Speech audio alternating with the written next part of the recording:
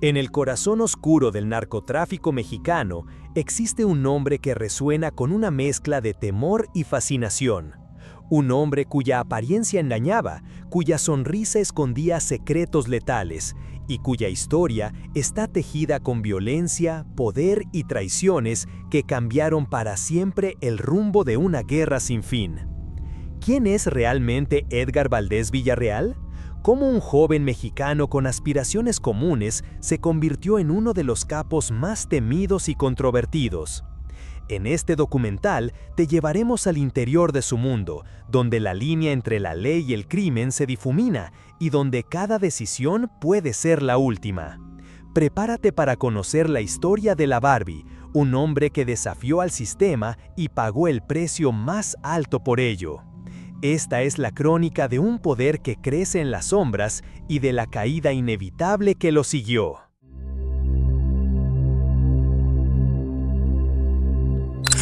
En la historia reciente del crimen organizado en México, pocos nombres han despertado tanto morbo, fascinación y temor como el de Edgar Valdez Villarreal.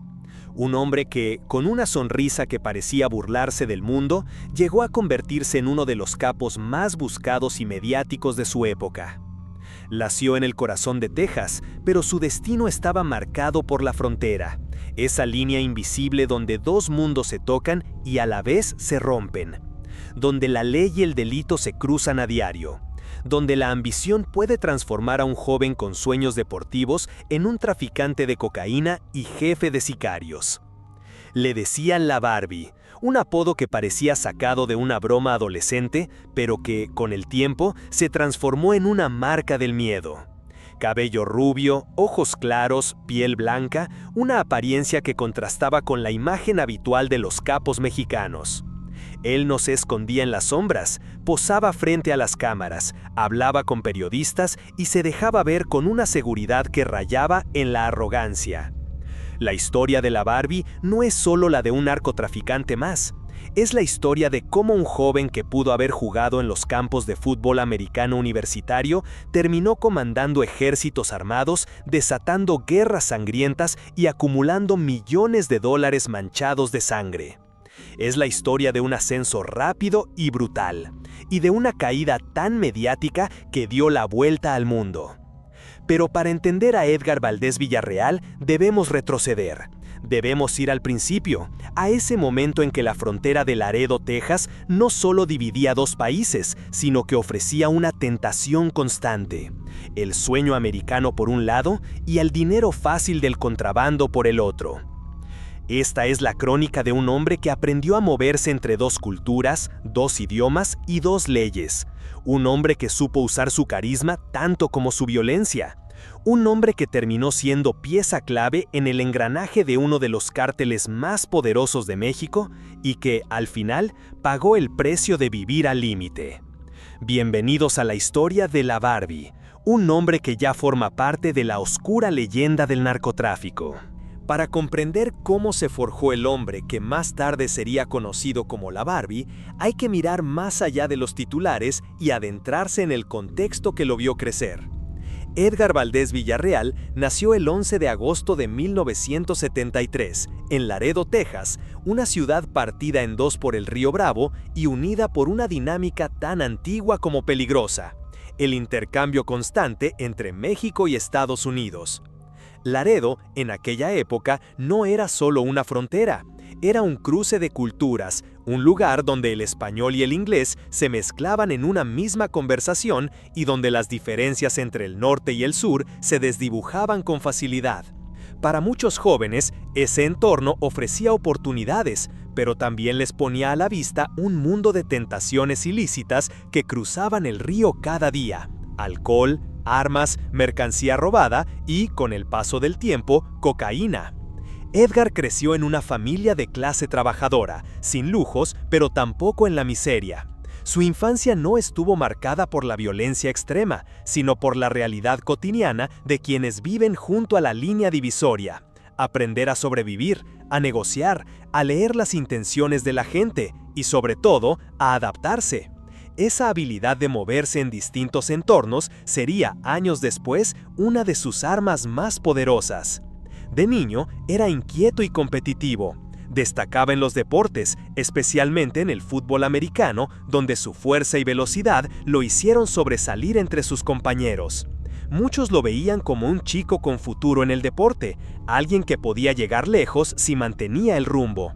Pero en las calles, fuera del campo, también aprendía otras lecciones. ¿Quién controlaba qué barrio? ¿Cómo se movía el dinero rápido? ¿Y qué significaba tener palancas a ambos lados de la frontera? Los años 80 trajeron consigo un cambio profundo para Laredo.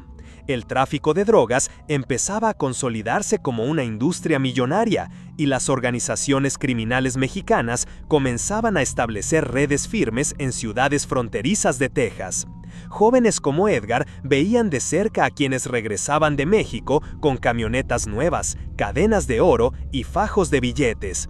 Aquello, para un adolescente ambicioso, era una postal del éxito, un éxito que parecía al alcance de la mano, pero que tenía un precio que pocos estaban dispuestos a pagar. Su paso por la preparatoria lo colocó en un punto crucial: continuar con el deporte y buscar una beca universitaria o dejarse llevar por el influjo del dinero fácil que cruzaba el puente internacional cada día. En ese tiempo, empezó a relacionarse con personas mayores que él, gente que conocía bien el negocio del contrabando y que veían en el joven tejano a alguien con potencial para moverse sin despertar sospechas. Su apariencia, distinta a la de la mayoría, era una ventaja. Nadie sospecharía que aquel muchacho de piel clara y modales tranquilos pudiera estar vinculado a algo ilegal. Fue en estos años de juventud temprana cuando Edgar comenzó a entender las reglas no escritas de la frontera. ¿Quién manda? ¿Quién paga? ¿Quién traiciona? ¿Y quién sobrevive?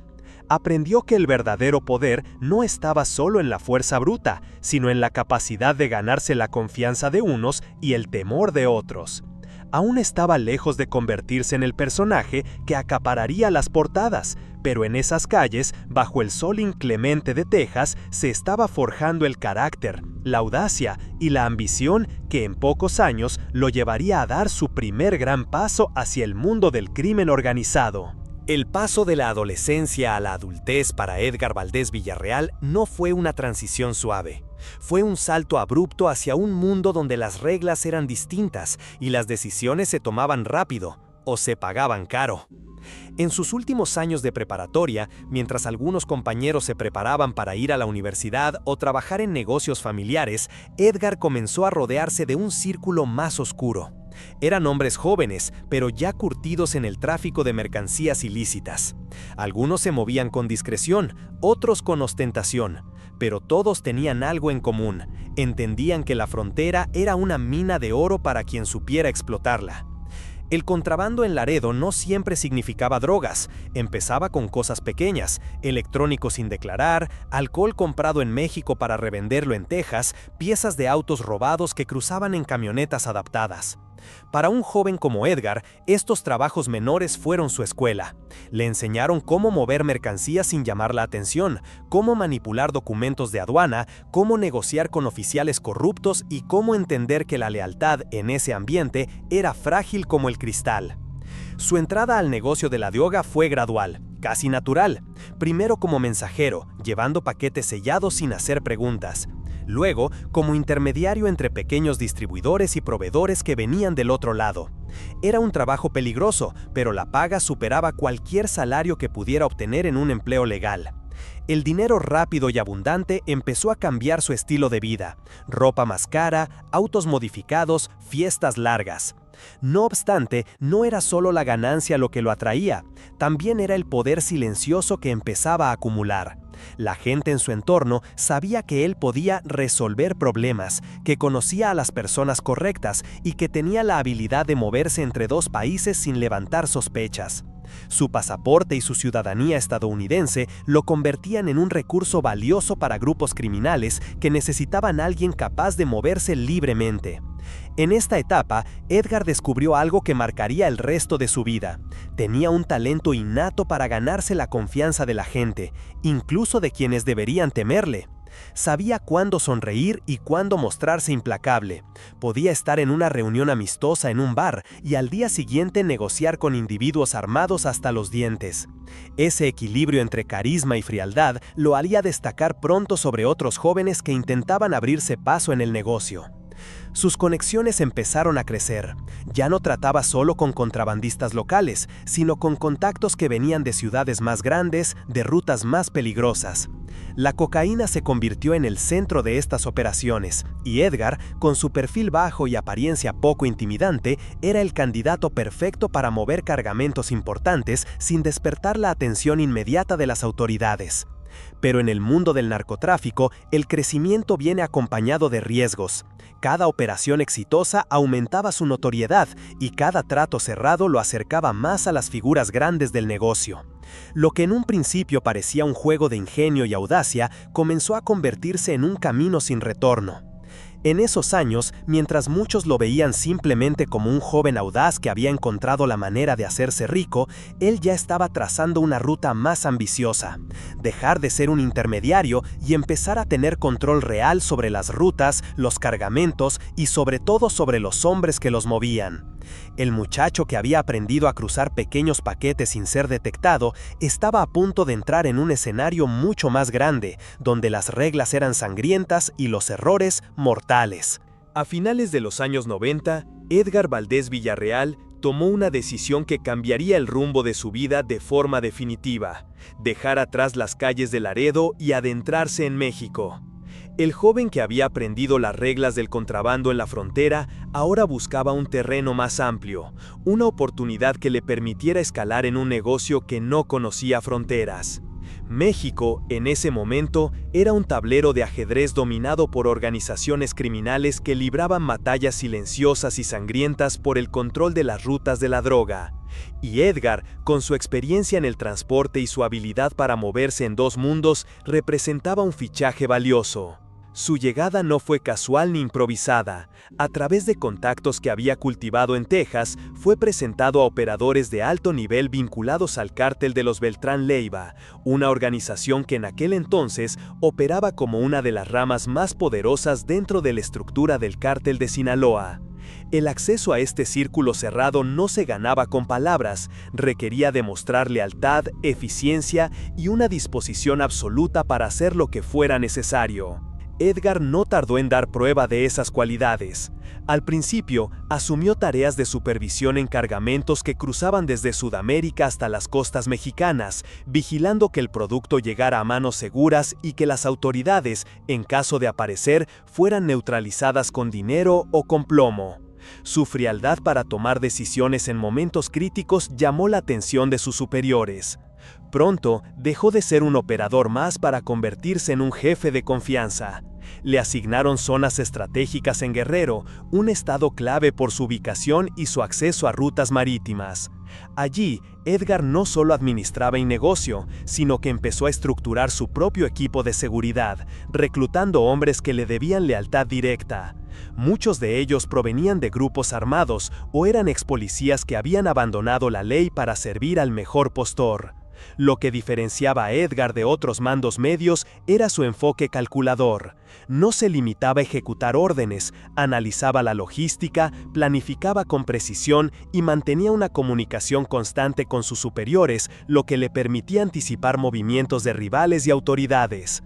Su estilo combinaba disciplina empresarial con la brutalidad del crimen organizado. En las calles y en las montañas, su presencia comenzó a sentirse. Los lugareños sabían que el hombre al mando no era como los demás. No creció en esos pueblos, no hablaba con el acento local, pero tenía la capacidad de imponer respeto sin necesidad de levantar la voz. Sus operaciones, cada vez más rentables, lo fueron posicionando como uno de los hombres de confianza de los Beltrán Leiva. La vida en México le ofrecía más que dinero, le ofrecía poder real, control sobre territorios, influencia sobre autoridades municipales y estatales e incluso la capacidad de mediar en disputas internas. Esa influencia lo convirtió en una figura clave para el cártel, y su ascenso fue tan rápido que pronto comenzó a llamar la atención no solo de aliados, sino también de enemigos. En este nuevo escenario, Edgar ya no era un contrabandista de frontera, era un mando operativo de una de las organizaciones más peligrosas del continente, y como pronto descubriría, en ese mundo, la lealtad es un lujo y el poder un arma de doble filo. A comienzos de los años 2000, Edgar Valdés Villarreal ya no era un recién llegado en México. Su posición dentro del cártel de los Beltrán Leiva lo había convertido en algo más que un operador. Era un hombre que administraba rutas, controlaba territorios y tomaba decisiones que podían cambiar el rumbo de una guerra criminal. Y en el mundo del narcotráfico, el poder nunca se mantiene con sonrisas, se sostiene con violencia. Su base de operaciones se consolidó en Acapulco, un destino turístico que detrás de sus playas doradas y hoteles de lujo escondía un hervidero de intereses criminales. El puerto no solo recibía turistas internacionales, también era punto clave para el desembarco de cargamentos provenientes de Sudamérica y Centroamérica. Quien controlara Acapulco controlaba una parte vital del flujo de cocaína hacia el norte. Edgar entendió rápidamente que mantener el control requería dos cosas: disciplina interna y terror hacia el exterior. Sus hombres actuaban bajo reglas claras: eficiencia en las entregas, silencio absoluto sobre las operaciones y represalias inmediatas contra cualquier traidor o enemigo. El incumplimiento de esas reglas se pagaba con la vida. Para sus rivales, la presencia de la Barbie en Guerrero significaba una amenaza real. Sus operaciones de represalia no eran improvisadas, seguían patrones calculados que buscaban un objetivo doble: eliminar al adversario y enviar un mensaje. Secuestros, emboscadas y ejecuciones públicas se convirtieron en herramientas estratégicas. Cada acción estaba pensada para minar la moral de sus oponentes y reforzar su reputación como líder implacable. No se trataba solo de violencia física, sino también psicológica. En varias ocasiones, sus hombres dejaban mensajes escritos junto a los cuerpos de sus enemigos, advertencias firmadas con su apodo que corrían por la prensa local y nacional. Con cada titular, su nombre se hacía más temido. Pero el control territorial también implicaba manejar relaciones delicadas. Autoridades locales, empresarios y hasta policías federales mantenían contacto con su estructura, algunos por conveniencia, otros por obligación. Los sobornos y la intimidación se complementaban para asegurar que nadie interfiriera con las rutas ni con las operaciones. Bajo su mando, el flujo de cocaína y otras drogas hacia el norte se mantuvo constante y lucrativo. Los cargamentos viajaban por carreteras, escondidos en contenedores o incluso en embarcaciones pesqueras. Cada envío exitoso aumentaba su influencia dentro del cártel y le daba más recursos para financiar a sus hombres, adquirir armas y reforzar su red de informantes. La vida de lujo era otra cara de este poder. Mansiones en zonas exclusivas, vehículos blindados, fiestas privadas con música y alcohol corriendo sin límite. Estos excesos no eran solo indulgencias personales, también eran una forma de mostrar estatus y atraer lealtares. Para muchos jóvenes sin futuro, unirse a las filas de la Barbie era una oportunidad de escapar de la pobreza, aunque significaba vivir con la muerte pisándoles los talones. Sin embargo, este crecimiento acelerado también lo puso en el radar de otros grupos criminales que buscaban el mismo territorio. Las tensiones comenzaron a escalar y la guerra por Guerrero y sus alrededores se volvió cada vez más sangrienta. En ese punto, Edgar Valdés Villarreal había alcanzado un nivel de poder que pocos logran, pero también había encendido una mecha que no sería fácil apagar. En el mundo del narcotráfico, las alianzas son como la pólvora, poderosas mientras están intactas, pero siempre listas para explotar.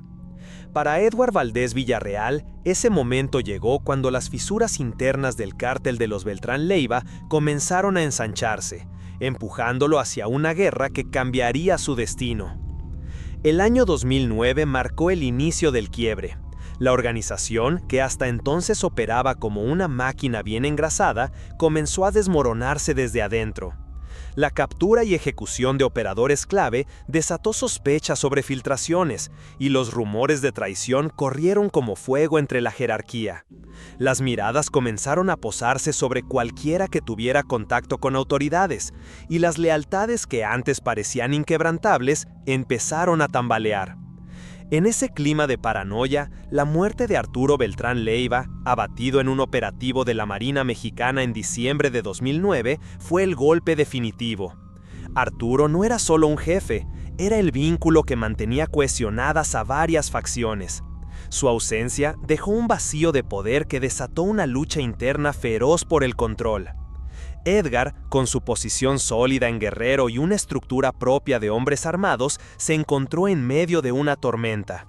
Algunos lo veían como un aliado confiable para reorganizar la operación, otros lo consideraban una amenaza directa a sus aspiraciones. En las reuniones, la desconfianza se palpaba, las sonrisas eran tensas y los apretones de mano ocultaban intenciones mortales. Con el tiempo, los choques dejaron de ser verbales. Comenzaron los ataques selectivos contra operadores cercanos a Edgar, emboscadas en carreteras y desapariciones de miembros clave de su red. Cada golpe recibía una respuesta. El conflicto dejó de ser una disputa por territorio, se convirtió en una guerra de supervivencia dentro de la propia familia criminal. Viendo el rumbo de los acontecimientos, la Barbie decidió no esperar a que lo eliminaran. Fortaleció su estructura de seguridad, multiplicó los puntos de vigilancia y aumentó la paga a sus hombres para asegurar su lealtad. Al mismo tiempo, comenzó a tejer alianzas con grupos externos, desde células independientes hasta organizaciones rivales del propio cártel. Era un movimiento arriesgado, pero en el ajedrez del narcotráfico, a veces el mejor ataque es romper las reglas del juego. Para los Beltrán Leiva que se mantenían unidos, estas maniobras eran una traición abierta. Para Edgar era una cuestión de estrategia. Sobrevivir significaba independizarse. Poco a poco, su facción dejó de ser una extensión del cártel y se transformó en un grupo autónomo con sus propias rutas, contactos y métodos. La ruptura fue definitiva cuando comenzaron los enfrentamientos a gran escala. Convoys de camionetas artilladas chocaban en caminos rurales y los pueblos quedaban atrapados en medio de tiroteos que duraban horas. Las ejecuciones ya no se dirigían solo contra rivales externos, ahora también caían excompañeros de armas. A ojos de las autoridades, este conflicto interno solo confirmaba la peligrosidad de la Barbie, pero para él era el precio inevitable de dejar de ser un subordinado para convertirse en un jefe con nombre propio. Sin embargo, esta independencia lo puso en el centro de múltiples frentes: antiguos aliados que buscaban venganza, rivales que querían aprovechar su desgaste y fuerzas del orden que veían en su caída una victoria estratégica. Así, el hombre que había escalado gracias a la lealtad y la disciplina se encontraba ahora en un escenario donde la única ley que importaba era la del más fuerte. Y en esa ley, sobrevivir implicaba estar dispuesto a traicionar antes de ser traicionado. Después de la ruptura con el cártel de los Beltrán Leiva, el nombre de Edgar Valdez Villarreal ya no era solo conocido en los círculos criminales, estaba en las listas prioritarias de las autoridades mexicanas y estadounidenses.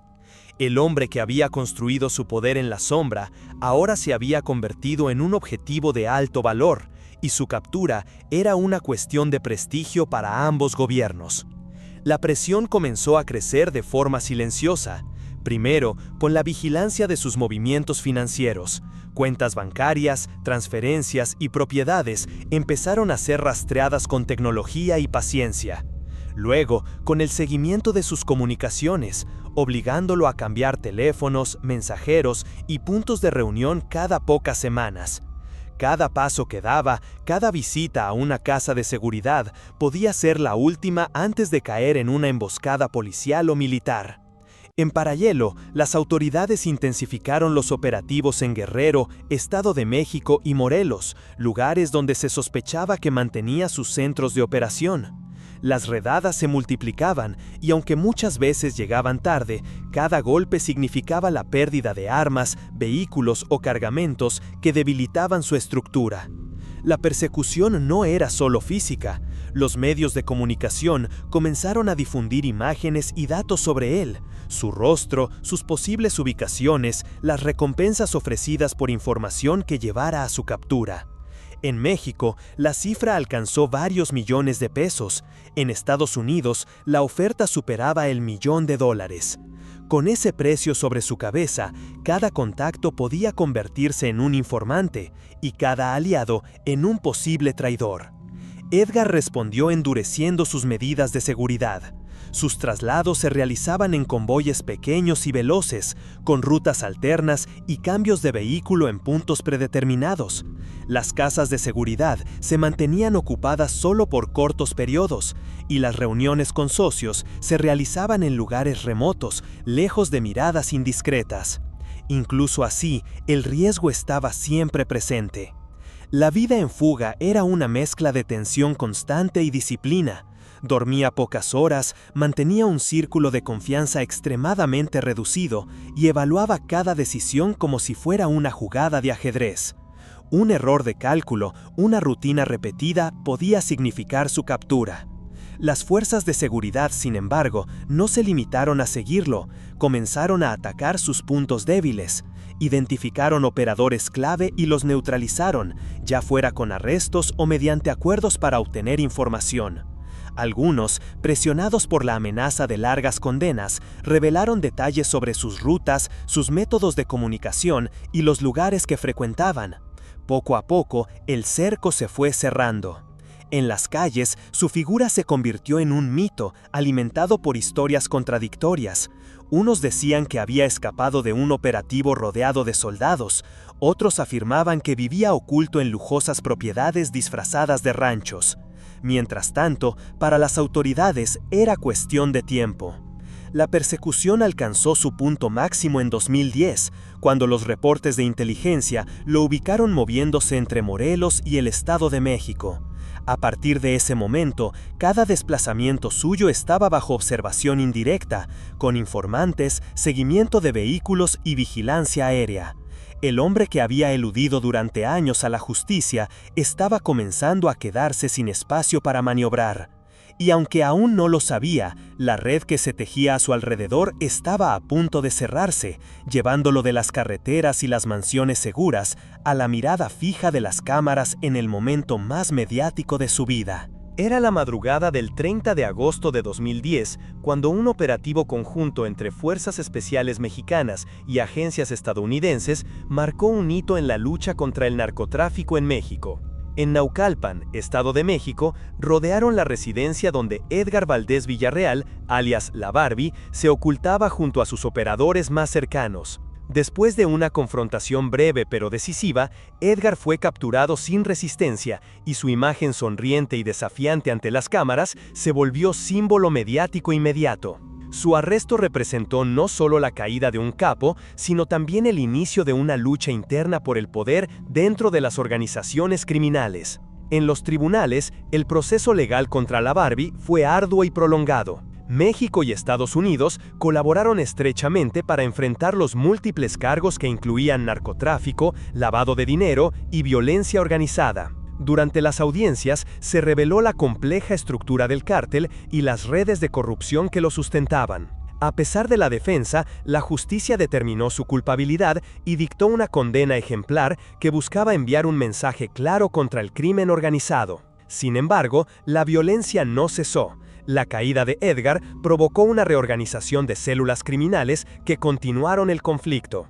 Con el paso de los años, la historia de Edgar Valdés Villarreal se consolidó como un reflejo de la complejidad del narcotráfico en México. Su ascenso y caída evidenciaron cómo estas redes criminales no solo traficaban drogas, sino que también infiltraban gobiernos y comunidades, dejando secuelas sociales profundas. La fragmentación del cártel Beltrán Leiva y la dispersión en células más violentas intensificaron la guerra entre grupos, afectando a miles de civiles inocentes. La captura de la Barbie mostró las limitaciones del sistema judicial y la necesidad de un enfoque integral que incluya prevención, justicia y desarrollo social. En las zonas afectadas, la violencia y el miedo se arraigaron en las familias y jóvenes, perpetuando un ciclo difícil de romper solo con acciones policiales. Sin embargo, surgieron también movimientos sociales, periodistas y activistas que luchan por visibilizar a las víctimas y promover cambios. La historia de Edgar Valdés Villarreal